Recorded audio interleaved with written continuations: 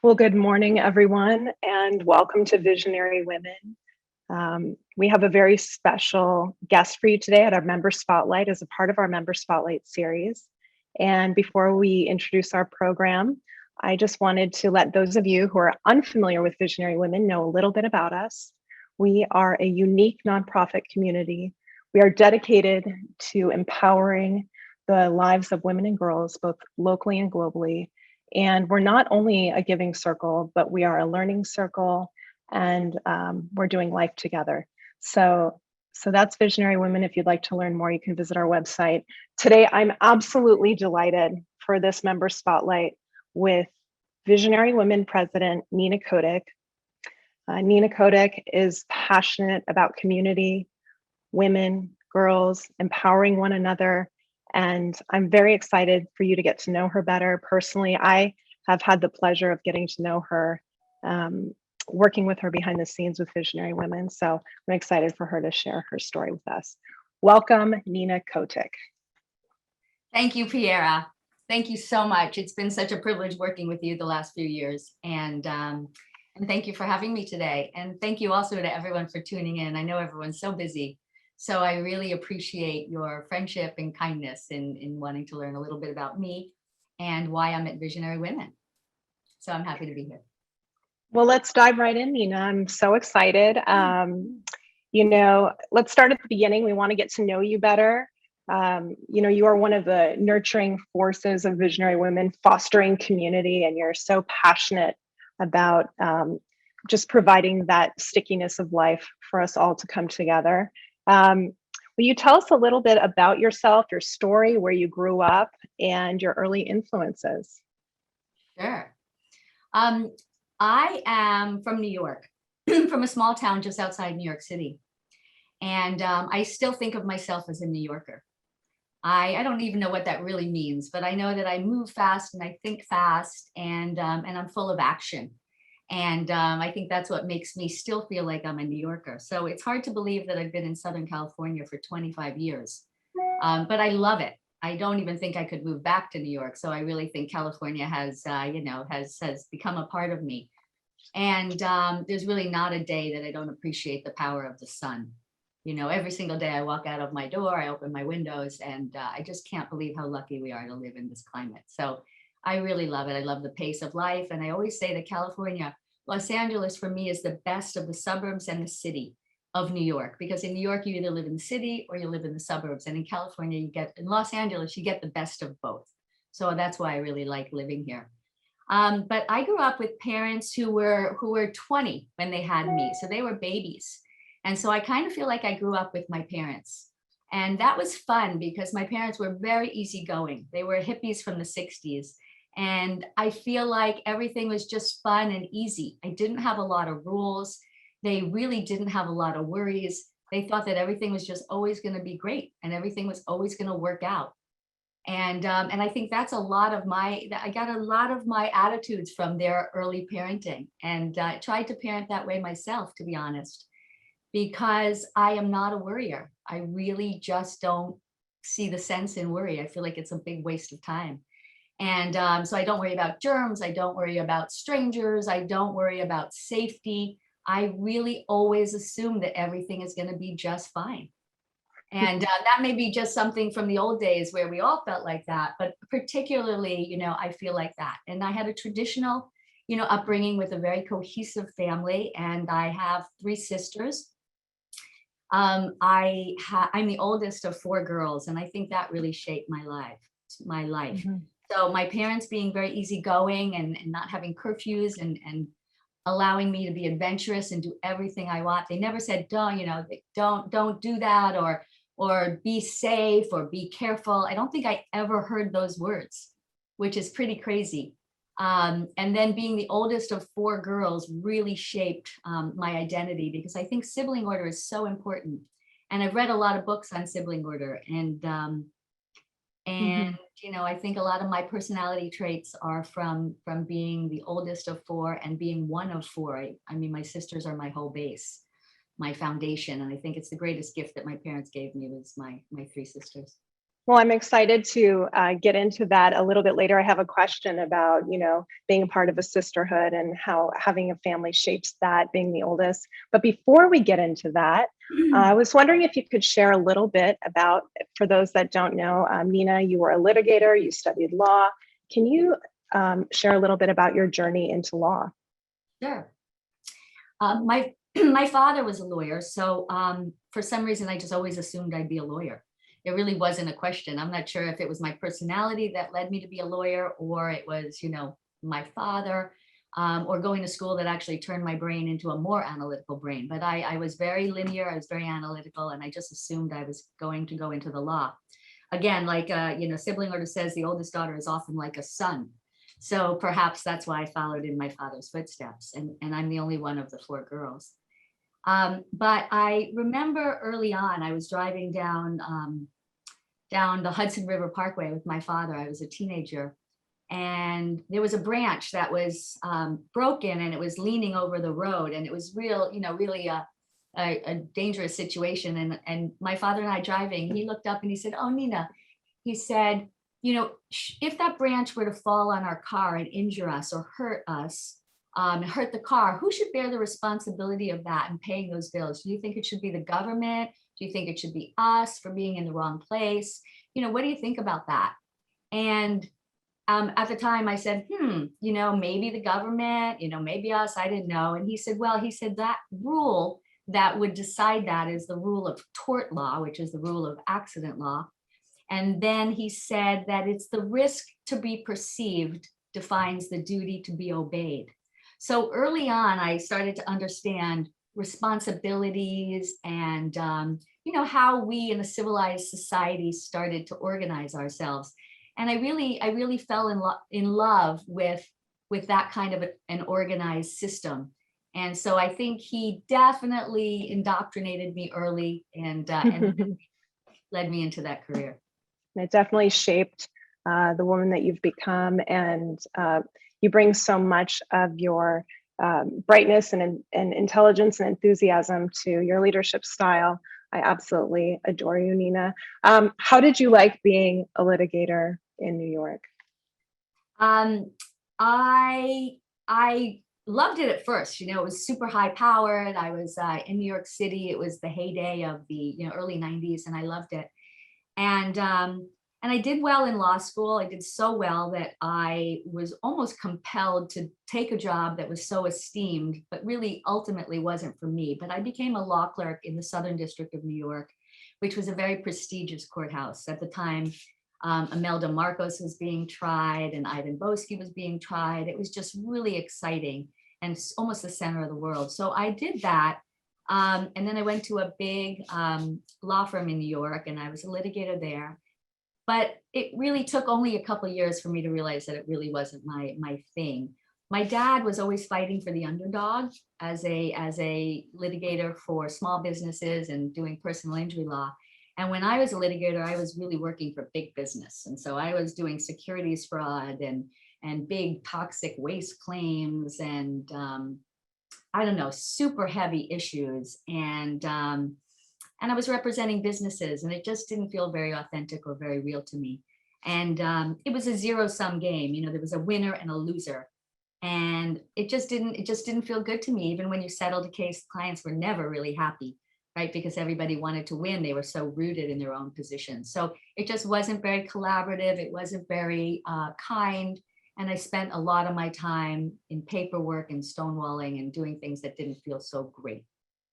So And then have to make a switch. And I know when we were talking, offline previously, you had mentioned that you took time off and became a writer, and you've written for so many incredible outlets: Huffington Post, LA Times, C Magazine. How did you make that transition? And what was the impetus for such a dynamic shift?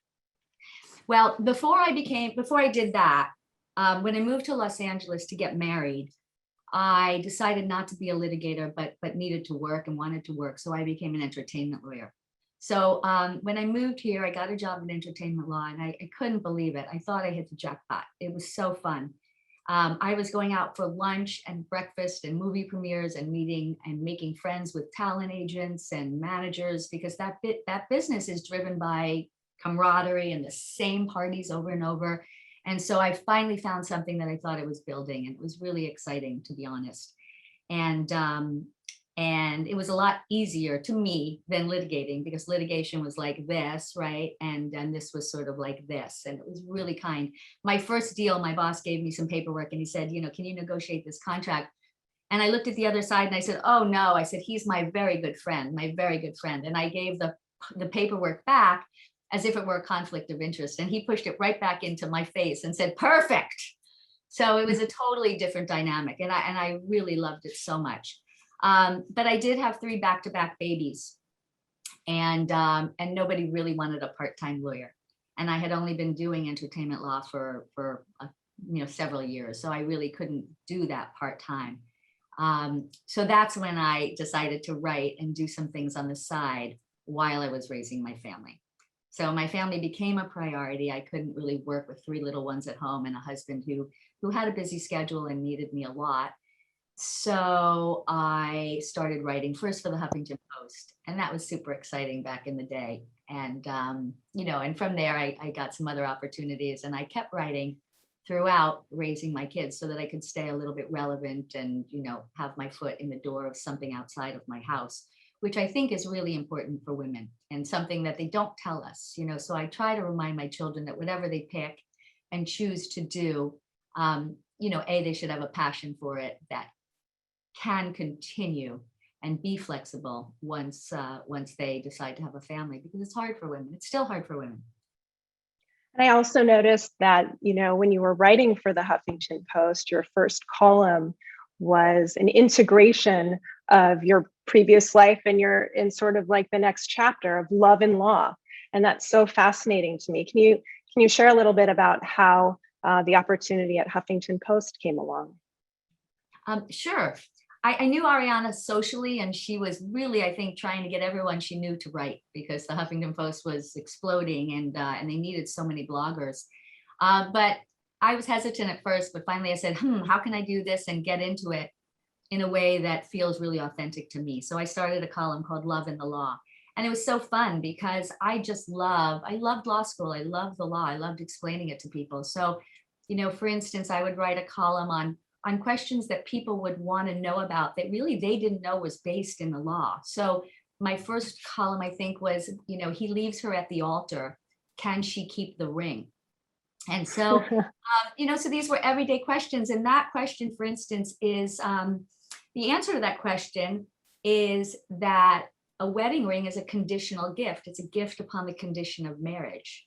And if he thwarts the condition, right, he doesn't show up, so the marriage can't take place, then technically she keeps the ring because he was at fault. To the contrary, if she doesn't show up, then she should give the ring back. But it's those kinds of things that dictate our everyday life that are governed by the law, even subtly, that people don't know about. And that's why I love the law so much. Well, that's a perfect entree into my next question, because I really believe that every experience that we have in life can inform us on our journey in another iteration of what we're doing and who we are. We take these experiences of who we are and we inject them into a new phase or chapter. So the question is, how does your background inform what you're doing now? And with Visionary Women, how did you get involved with Visionary Women? What inspired you to join this organization and eventually serve and lead? And what's the connection here between these different worlds? Let's see. I think having an education, I think any education is amazing. And for me, having a law education makes me feel super empowered. It just does. Walking around in the world, I feel like, I can read a lease because it's it's a housing contract. I can read anything, a premarital agreement. Friends ask me, what's this? I say, that's a marital contract. So I can look at anything in terms of, of the parties and the responsibilities. And I just feel super knowledgeable about the world. Now, I don't know a lot about engineering. I can't build anything, and I don't know a ton about the fashion world. So there are lots of areas I don't know about. But the law gives me a good sense of, being able to ask questions when I don't know the answer to something. It enables me to listen in on a conversation and, just try to understand what's going on with a sense of confidence, I guess. So I think education is super important, no matter what it is that you want to study, and gives you sort of a niche. And then from there, you can, do what you want with it. I think that Visionary Women for me came about because I knew Angela and Lily from decades ago, and I was always impressed by them. They're amazing women among the other founders as well.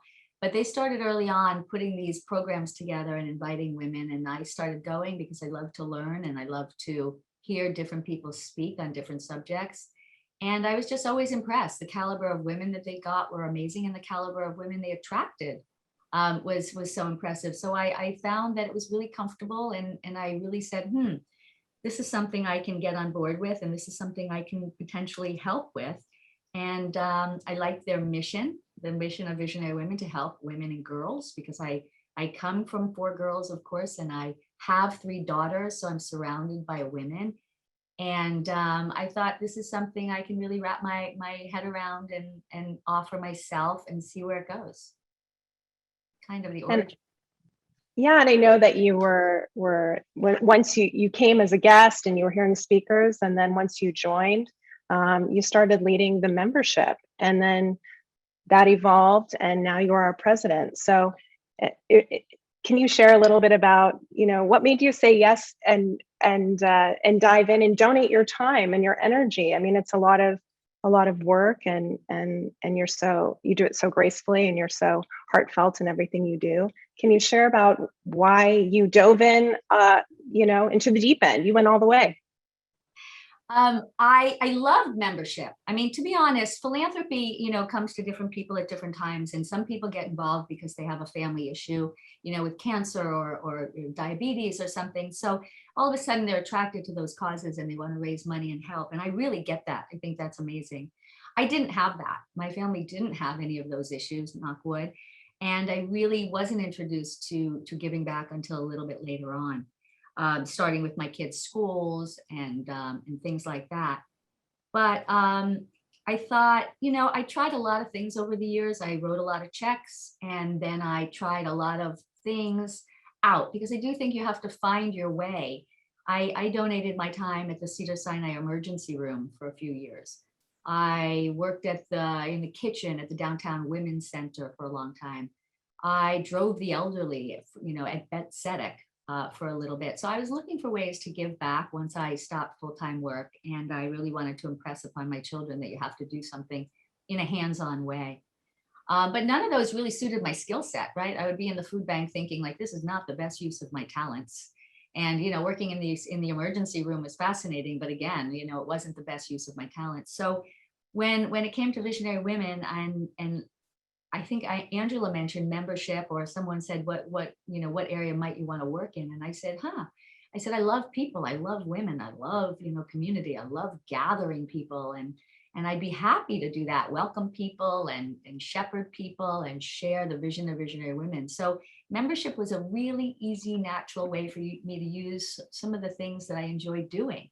And that's really how it started. So, I would always say, find something you're good at or you like to do, and that's definitely the best place to start. And then just things happen from there. The women were incredible. I loved learning about and they have such a great skill set. I love the women who work in grants and curate where we give our money to. It's really interesting to watch that process. So I get to sit in on those meetings sometimes, and then sitting in on the content curation and just watching things in the world and saying, wow, I really like this woman. I saw her speak on a TED Talk. Can we try and get her? And let's reach out.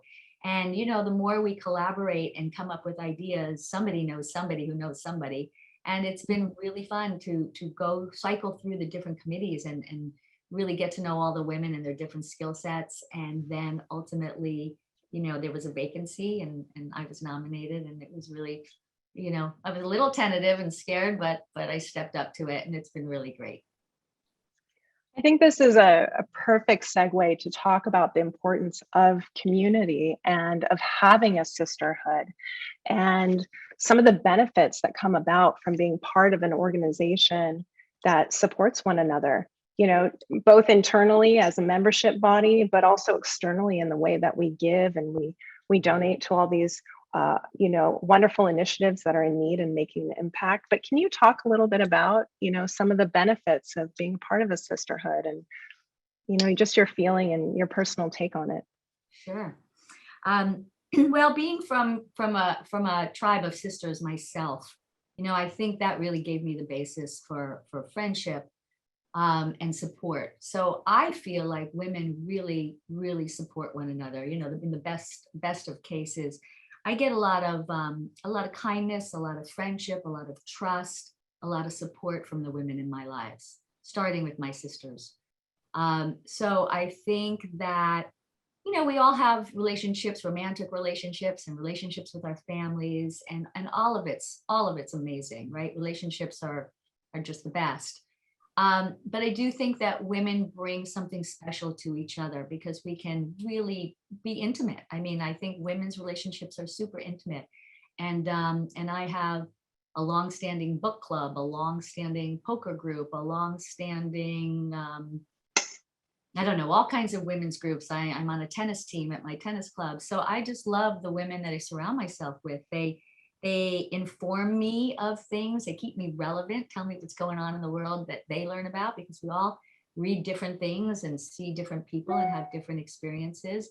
And I feel like women really enrich each other's lives. And for me, I've brought some people into Visionary Women who have just loved it and met some really great friends. And I've met some really amazing women at Visionary Women who I do call my friends now, and just feel really lucky to have this support in a city like Los Angeles.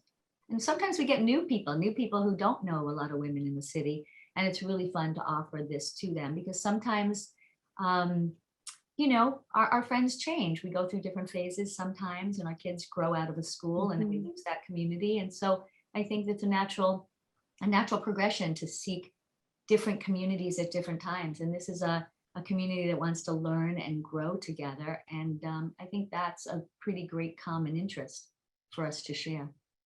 And one of the dynamic things that I love about Visionary Women is that we're multi-generational. Mm. So that not only, are we meeting women who are similar to who we are or different, but we're also having this tremendous experience to connect with those older than us and those younger than us and create the space for growth. I mean, it's a true life cycle of what community is supposed to be.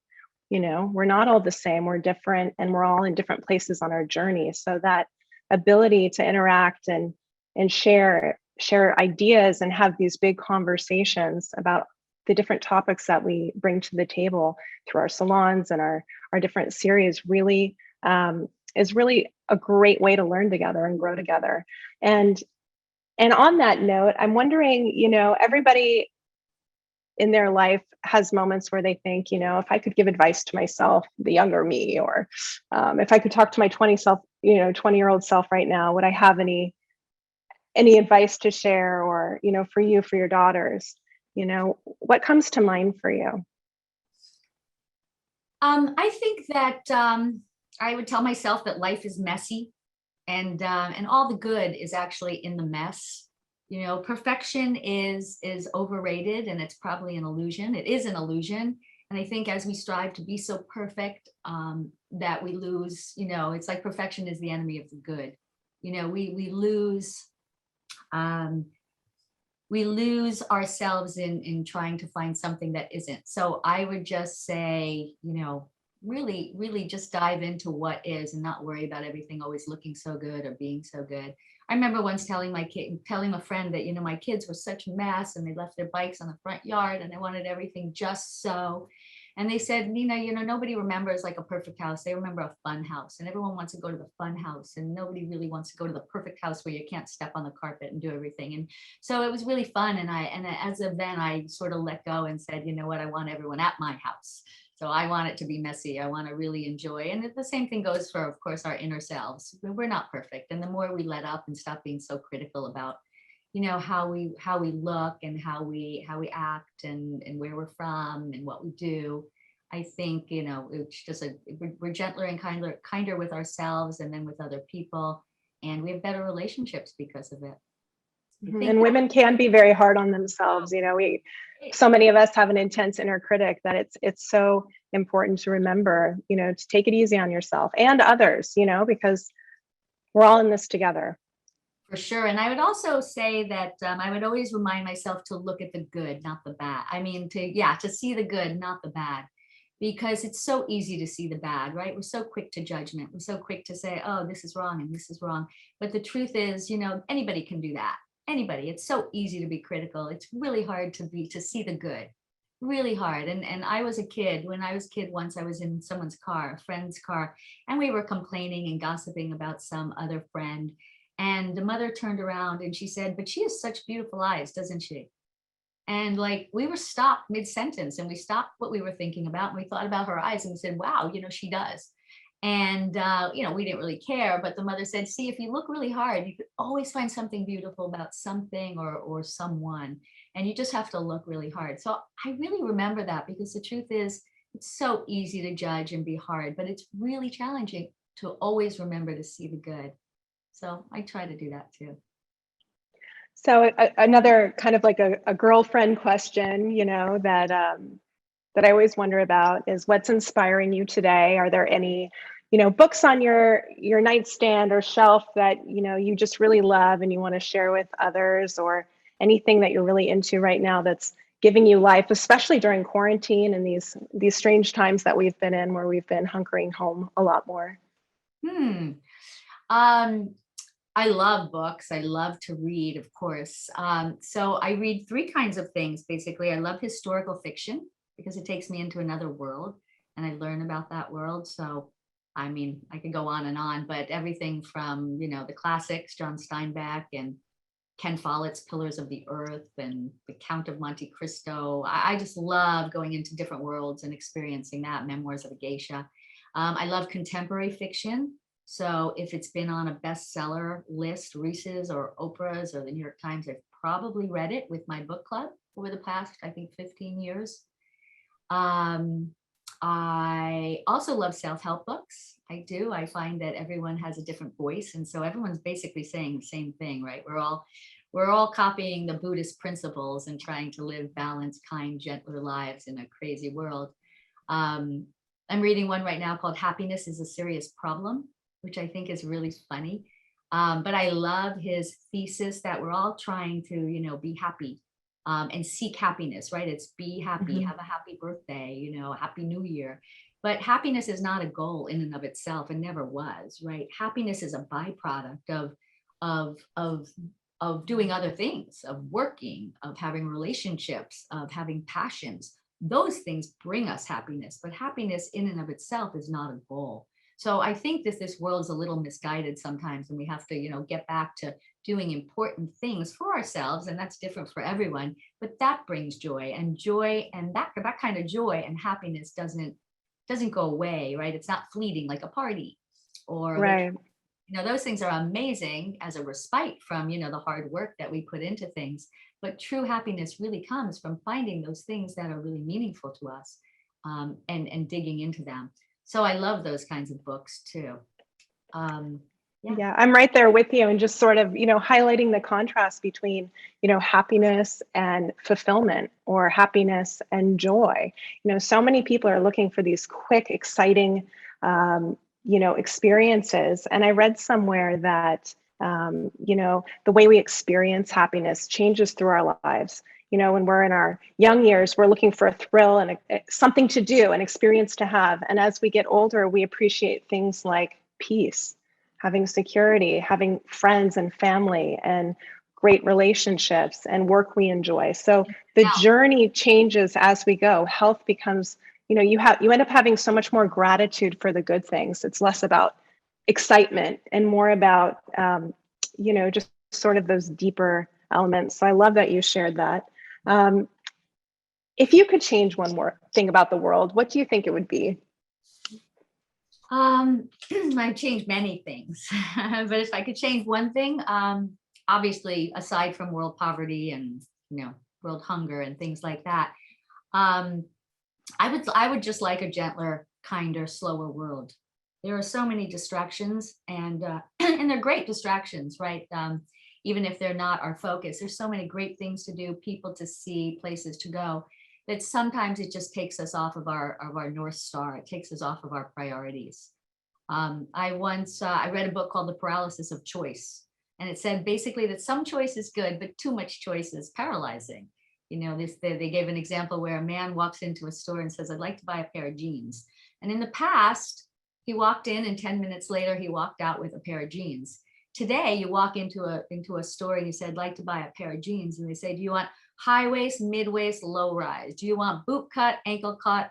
Do you want it to be a wide leg, a this leg?" It's like, oh my God, forget it. And the guy walks out without a pair of jeans. So I do think that there's just so much going on in the world, so much to read, so much to follow in terms of news, and so many issues to dig into, that sometimes gets hard to really focus. And I think it's particularly hard for our kids. So I just wish that the world was a little slower, I guess.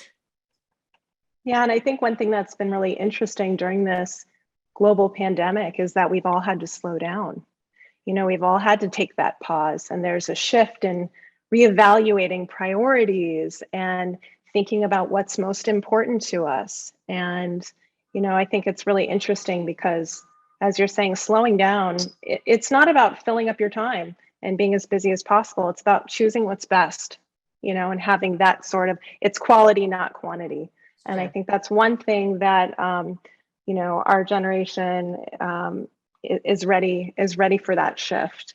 And then also, speaking of shifts, earlier offline when you and I were prepping for our conversation this morning, we had talked about next chapters, life having its seasons. And is there anything that you want to do or that you haven't done yet? Or is there a goal or something out there that you're looking forward to? We did speak about this a little bit, about the fact that feminine originally, when it came out, the movement basically said that we can have it all, and then there was a second wave of feminist thought that basically said we can have it all, we just can't have it all at one time. And I really believe that's true. I think there are natural chapters in our lives as women. And so I think that my first chapter was really learning my education and growing up, and becoming a lawyer and working really hard in that field. I think my second chapter had to do with family, and my priorities were with my family, raising my children, and devoting myself to them and their growth. Although I hope I didn't overparent them. Sometimes they don't call me sometimes, and I'm like, hello, hello, hello. So they're really independent, and I think I did a good job with that. But sometimes I think I helped myself out of that role a little too easily. And then this third chapter, I think, is really about giving back. It's about really, knowing who I am at this point in time, not struggling so much about finding myself, but then being able to be with those who I really, really love being with, and giving back. And that's why I said yes to Visionary Women. I said, I have the time. I'm an empty nester. And sure, if this is where I can be really helpful and make a difference, then I'd like to do it. In terms of future goals, one day I think I would like to write a book. I read so much, and I love great writing. I love great stories, and I really would love to one day write a memoir of my thoughts and my learnings from my journey. I used to think that the world didn't need my voice. It didn't need another voice. Maybe it wasn't unique enough. And I've outgrown that, to be honest, because I think that everyone has a unique voice, and everyone can share their story in a way that's just unique. And if it resonates with one other person, then that's fantastic. And if it helps the person writing it, that's good too. The same with white t-shirts, right? Like, I don't really need another white t-shirt from another company, but every year another company starts and creates t-shirts, and I'm like, whoa, more white t-shirts. So and every year or so I buy a different brand of white t-shirts. So if people can keep coming up with the white t-shirt, then maybe I can write a story or an anecdotes that might really resonate with someone. So that's something that I've tried my hand at, but there are too many distractions. So one of these days I'll get You to write a book, Nina. I would love to read it. I mean, I've really enjoyed, reading about you and researching the different articles you've written, and you're a phenomenal writer. And not only a phenomenal writer, you really have a deep, deep soul and a deep perspective on life. I think, it's amazing. People, you think you know people, and then when you really get to know them, there's this whole other layer. And it's been a real pleasure for me to dive in with you, because there's so much depth and richness of soul, and you're so aware of some of the complexities of our growth as women, just from our younger years as we get older, and the shifts and the changes and what matters. And I absolutely admire you. And it's actually, I also want to say, it's been a real pleasure. No, Nina, seriously, it's been a real pleasure working with you as well, because your leadership style is very interesting and unique. You have a lot of, I don't know how you would define your leadership style, but in my experience, I mean, you love to empower others to do their part, but you definitely are also very good if you need something, that you have an answer and you have an opinion. So I wouldn't say that you're a steamroller or anything like that, but you give a lot of space for people to lead and to empower. So it's been a real pleasure for me to serve with you and under you. And I see that, just what an incredible force you are with Visionary Women, and how lucky we really are to have you. You've really helped grow our membership and welcome, and now pass the torch on. We have the wonderful Holly now leading as membership chair, but you really set up that entire space. You cultivate it. You grew it from the ground up. And so there's just so many things to admire about you, and the way that you lead. You're so kind. I honestly think we're only as good as our team. We're only as good as our members, to be honest. I remember on membership, we did a dine around. So we had some dinners in the early days, and it was so fun because we brought women together, and we sat the women at random tables, not necessarily with their friends. And we had icebreaker questions on the table. So instead of saying like, where do you live and how many children and what do you do and what do you enjoy doing? We had questions that were so fun. If your life were a movie, what would it be called and why? I mean, we had questions that really just stopped people in their tracks. And it was so fun because by the end of that dinner, those 10 women or 8 women really knew each other super deeply, not just superficially. So I really love to think out of the box and help women to get to know one another. And even at the board level, our board is incredible. I really admire each one of the members, and we wouldn't be an organization without each of them, because everybody brings something different to the table, and it takes a village. So thank you. And I think my leadership style would be collaboration, and I hope people see that. I want everybody to be a part of it. And if you're out there and you don't know about Visionary Women, please join us. You can email or text me or text Piera, or just go to Visionary Women and hit contact. But also if you want to be involved, you can join by donating. You can join by coming to our events. You can join by saying, I want to get involved. I want to be in membership. I want to be on grants. I want to be, helping curate content because I know a lot of people, or I can get sponsors because I know people who want to be in front of 500 plus amazing women. So we welcome everybody. We really do. Lily Vossi set the tone, honestly, early on, that we were inclusive and not exclusive. And we want to be an inclusive group, not an exclusive group, because that's kind of done. We're done with that. I love that, Nina. And you always make everything so fun, and you bring your lightheartedness and your welcoming spirit. And we just love that you really do foster a spirit of collaboration. It's so true. I want to take this time to pivot. I think we're ready to take questions from the audience, and we want to welcome everyone to use the chat feature in Zoom. You can go ahead and type your questions in there, and we will go through them. And thank you, Nina. Thanks so much, Piera, and thanks everybody for staying with me. And please ask questions about Visionary Women or anything else. A few comments. Trish says, Nina, you are so inspiring. Nushin, what an inspiring and empowering meeting. It's a real pleasure listening to you, Nina, and being a part of the Visionary Women's Circle. And we have somebody tuning in from Strasbourg, which is amazing. So, Wow. Hello, Germany. Somebody wanted to know, wow, so inspiring to hear your story, Nina. I love to hear more about the work Visionary Women is doing.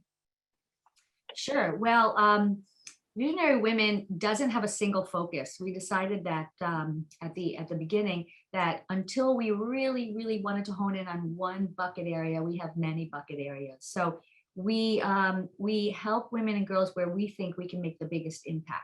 So the grant committee is charged with really seeing what the dollars will do. And so I think that's one of the benefits of giving to Visionary Women, because basically, that there are 8 women currently on the committee who are really vetting these organizations and making sure that the dollars go a long way. So we help women in homelessness, we help women with food challenges, we help in education, we help in the arts. We really cover most of the areas. And then during COVID, of course, women were hurt so much that we did some emergency relief. I think it was $100,000 in COVID relief.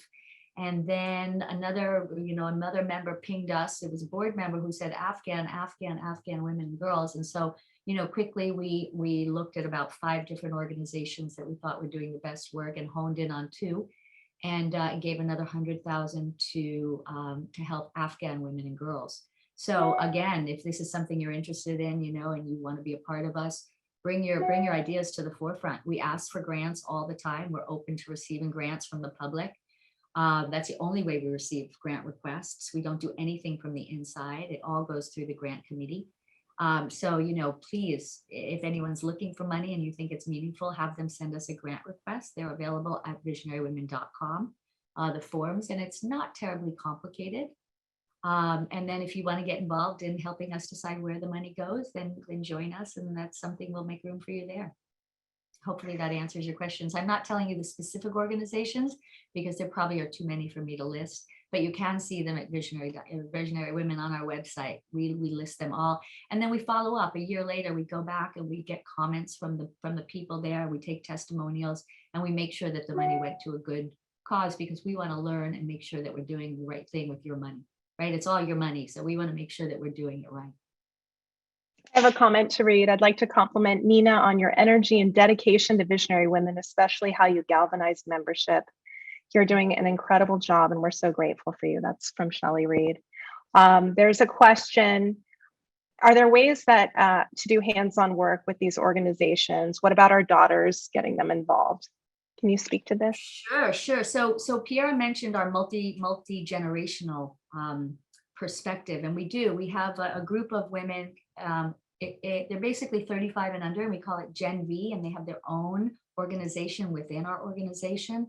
So they do their own events, and they do a lot of hands-on charitable work because that's what they want to do. So we have someone who spearheads that, and it's kind of exciting because they get together a lot on their own and do different kinds of things, and then they come with us and have us as their role models, at least with respect to giving back. And we have a mentorship program. So we at the Visionary Women level are the mentors, and we have about 24 a new program starting. This is the 2nd year, and we match up our Visionary Women with some of the Gen V women who are seeking mentorship. So we do it on a professional and personal basis, and it's really a nice thing that we put together. We also have a new young group called YV, which is, I think it's high schoolers. It's basically 16 to 20. And that chapter is just starting now, and they're excited, and we're helping them to get different kinds of speakers. They want makeup speakers and people in the beauty industry and on different than we do. So we're helping them to launch that chapter as well. So that's all on the website. And again, we'd love to get anybody who's involved, love to get your daughters. And it's a good thing because they get credit for it too for high school. We give them nonprofit credit, if that's helpful. That's perfect. That's wonderful, Nina. And then there's another question. I love all these questions, and thank you everyone for typing them in the box. What is your advice to children and other young women as they first start their careers? So when women are first starting out. I think that we're all so worried about prestige and money, and just charging really hard and getting the best opportunity that we can. And I think that my experience was that didn't really work out for me. I took a job that I thought was going to be the best job and the highest paying job, and of course it shaped who I am, but it really wasn't the right course for me. If I knew myself better, I knew I should have been in a law field that was building something and not really fighting to tear it apart. So I think it's really hard for girls, but I think they have to really, really enjoy what they're doing. Like if you like people, go into a job that's people based. It doesn't matter if it's marketing or sales or anything, as long as you're working with people and you really enjoy people, because I think you're going to enjoy it and you're going to really, really be able to take that and be in it in some capacity for the long run. I also think pivoting is really important. You can do something, if you don't like it, move on. Like, sometimes people don't put a book down because, I got to finish the book. I started it. Who says, you don't like the book, your time is really valuable. Move on to another book. It's okay that you didn't finish that book. It's okay that you didn't, stay in that job for years, as long as you gave it a fair chance, be able to pivot. My most successful friends have pivoted and they never knew what the next turn was going to be. So I really believe that life is not linear. You do something until it's not working for you, and then you find something else, and you turn that corner and you follow that path. I just think we're all too afraid sometimes to pivot, like as if we failed at something. But you know what? It's great to know what you don't like doing, because once you know what you don't like doing, then you can really turn to something you do like doing. So I think it's a good experience when things don't work out, because you learn more, and the more you learn, the better suited you will be to find something that you really do enjoy. But I think work's important. I think work is super important for girls. I have 3 girls, and I don't ever want them to be in a position where they don't feel empowered. And I think work is still the way that society, judges us. And it's a terrible question. What do you do? It's the first thing people ask. And, as if we are what we do. And we're not. And I think the world is changing and it'll get easier and better. But I think that doing something, it doesn't mean work necessarily, but something outside of the home, outside of the family, outside of your romantic relationship is really important, because that's something that you have and only you have. And, and just, I think that makes us feel good when we have something that's really our own. Yes, thank you, Nina. It's so empowering. And I know that we were talking a little bit about that offline, but the importance of just having your foot in something or your toe in something, regardless of what chapter you are in and what stage you're in your life, that having something outside really keeps us connected as the seasons change. We want to keeps us relevant. Yeah. I feel like, when we get too mired in our own stuff, and are within, then we just don't stay relevant. The world is changing so fast. It's so important to just really, have our eyes open and be in it. And passions and work are the key to longevity, right? I mean, my parents, I think they're doing great at 80, 80th birthdays this year, because they're so happy with what they're doing. They love their passions, they love their relationships, and I think that's what keeps us strong. I'm just looking to see if there's any more questions, if there's any last questions. But, Nina, it's been such a pleasure. Just you sharing who you are, you revealing these parts of yourself. And I know that we all have, like our public face or how people think they know us. And then having an opportunity like this to really go into that more intimate space and get to know you as a woman, and your story, your personal story, and what makes you tick and what inspires you. And I just want to say you are truly an inspiration for me. I really feel that you have embraced wisdom, that that all these pearls and like little anecdotes and the stories that you've learned. And, you know, it's really refreshing. It's really refreshing to hear some of the things that you're sharing. And I just love it so much. So I'll just say a couple more comments and then I think we'll close out the spotlight. But we have somebody from Argentina tuning in. Thank you. Hello from Argentina. Thank you for inspiring us with your story and message, Nina. We have Wendy Gruel. Nina, so excited about your leadership and loved hearing your story. Thank you, Wendy. This will be the last question to close out. Thank you for the insightful presentation. What is your position on women 60 and over working? And do you believe the workforce, how do you believe the workforce is treating women? And one more comment, you are everything, Nina. I love that. Oh gosh, how do I think what's my position on women over 60 working? I think we should work as long as we can, as long as we want to. I mean, I don't think there's anything to stop us. I think 70 is the new 50, to be honest. But really, truthfully, if you enjoy what you're doing, I mean, God bless you and enjoy it.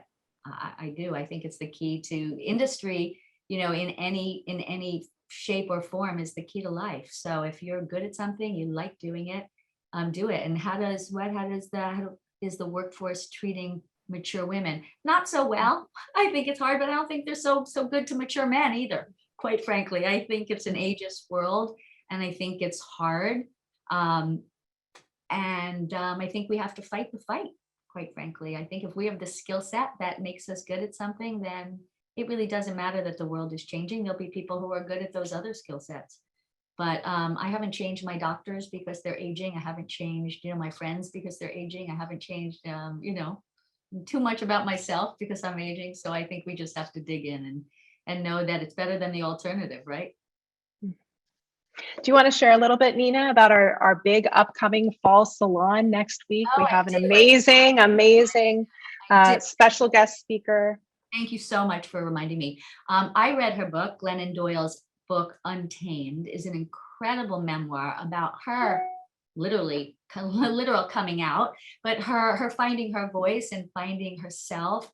And she is just a great champion of women and you know, using our individual voice. So we have Glennon Doyle, which is a great coup, and she's coming on September 23rd next week, and that'll be online. So anybody can join. It's free registration, and she's going to tell us her story.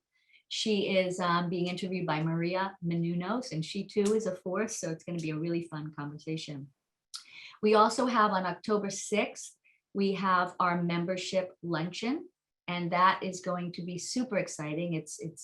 There's an art tour for the leadership members before the luncheon. It's on, I said October 6th, and that's only for members, but that is going to be fun. It's going to be our first in-person event, and we are so looking forward to it. And we will follow COVID security precautions, and everybody will have to show their vaccine card before they are able to attend, or a negative PCR test. But it is outside, and we are super excited to see every single member who can come. So please come if you're here on October 6th. And then we have all kinds of things. We really do. We have coffee and conversations set up. We have a salon that we're getting a date for with Whitney Wolfe Hurd, who is the founder of Bumble. And that's going to be super fun, and super fun for the Gen V group as well. And we have a few exhibits that we're going to see. We try to see exhibits before they open to the public. So it's a way that we can get together. So it's a way to get together and then also learn something. So we have one coming up at the Natural History Museum. It's called Becoming Jane. It's Jane Goodall's experience and her journey with the chimpanzees. And then we have something coming up that we're planning now at the gallery downtown, with a group show of women artists, and that'll be fun. So I think it's a great impetus for us to do these things together, because I know sometimes I don't get downtown often enough to see these things. And I think, I have to fight traffic, and, you know, I got to grab a friend to go with. So when we organize these together, we know that we're going to see a friend or two, if not, 10 to 20. And so I think it's a really fun thing to do and a reason to be part of Visionary Women too. So thanks, Vera, for mentioning those. And they're all on the website too. You can go at any time and see what's there. Visit our website. We're constantly updating it with new events and information. And if you're interested in joining, if you're not a member and you're interested in joining, or if you've taken a pause during the pandemic, and we would love to welcome you back and look forward to meeting you again and seeing you in person and having all of these wonderful experiences. So visit our website, which is visionarywomen.com. Click around to learn more. And we're just so excited to meet you and gather together again. Thank you, Nina, for this incredible member spotlight. It's been a real pleasure. And thank you, everyone, for tuning in and staying with us for this hour. Thank you so much. You're so kind, Vera. Thank you for the sweet words. And thank you, everybody. Have a great, great Friday.